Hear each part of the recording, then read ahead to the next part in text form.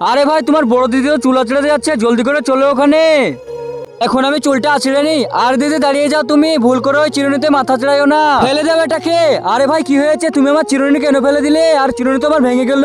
হ্যাঁ ভাই ঠিক বলেছো, আমার দিদি চিরুনি কেন ভেঙে দিলে বলো? আরে হ্যাঁ, একটা চিরুনিওয়ালা ভূত চলে এসেছে গ্রামে। আরে কি বলছো, কি চিরুনির ভূত? হ্যাঁ, আরে পুরো গ্রামে চিরুনিওয়ালা ভূত এমন একটা জাদু করে দিয়েছে যে চিরুনিতে মাথা যাচ্ছে সে মরে যাচ্ছে। তারপরে চিরুনির ভূত এসে চিরুনি করে সমস্ত চুল উঠিয়ে নিয়ে চলে যাচ্ছে। আরে আঙ্কেল ওই দেখো, ওই ছেলেটা তো চুল আঁচড়ে যাচ্ছে। আরে আমার চুল তো অনেক খারাপ হয়ে গিয়েছে, চিরুনি করে মাথাটা আঁচড়ে নেই।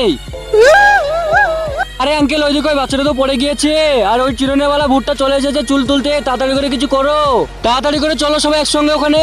কিন্তু তার আগে তুমি যদি ছবি দুটোর মধ্যে কোনো একটা ভালোবেসে থাকো তাহলে এখনই ভিডিওতে লাইক করে চ্যানেলটিকে সাবস্ক্রাইব করে দাও। আর তুমি যদি এটা না করো তাহলে আমি বুঝে যাবো তুমি এই ছবি দুটোর মধ্যে একটাও ভালোবাসো না। আর কমেন্টে বলে যাও তুমি 1 না 2।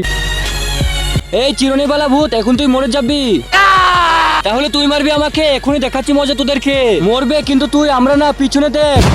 না না, আমার চিরুনি ভেঙো না, না ইয়া। তারপর তার চিরুনি ভেঙে দিতে সেখান থেকে চলে যায়, সব ঠিক হয়ে যায়।